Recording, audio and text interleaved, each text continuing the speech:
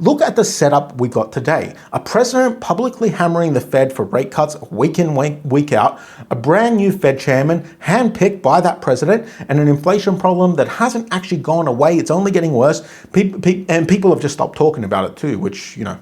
Now, Warsh walked into that job talking tougher than anyone. First meeting, he comes in, he deletes the promise of rate cuts from the Fed statement, and he starts hinting at hikes. And gold crashed. I mean, it's up again last week a little bit, which is pretty nice, really. But it's been crashing.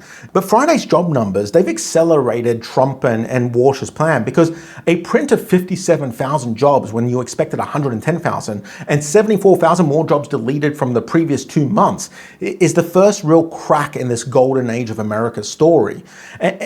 And leisure and hospitality, by the way, alone, they lost 61,000 jobs in June, which is crazy. But I'm going to talk more about that in a second, because it's an important counterpoint, perhaps, to what I'm saying. Anyway, the thing is, unemployment is still at 4.2%, so nobody's really panicking yet. But gold did jump on that report, and it just had its first green week in over a month, which is nice to see.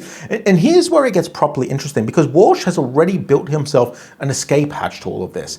At his Senate confirmation, he said the inflation measures he prefers are what's called trimmed averages, where in his words, they take out all of the tail risk, all of the one-off items. And I'm going to explain what this means, because it just basically means he wants to remove all the worst parts from the inflation numbers to manipulate the figure lower, allegedly. So the inflation gauge Warsh prefers is designed to read cool at the exact moment your actual bills are running hotter, which means Warsh can cut rates and point at his chosen gauge and say, well, inflation's fine. Right? I don't care if you're paying 3 times more for groceries. This number here that we just made up, it says inflation's fine. But not right now, though. I don't think he's going to cut rates right now. I still think they need to keep this whole strong dollar narrative going just a little bit longer, at least until the midterms, maybe a little bit beyond that. Anyway, guys, if you want my full take on this, make sure to click on the video that's popping up on your screen somewhere here. I made a full video about this subject, so just give it a watch and tell me what you think, and I'll see you in the next one.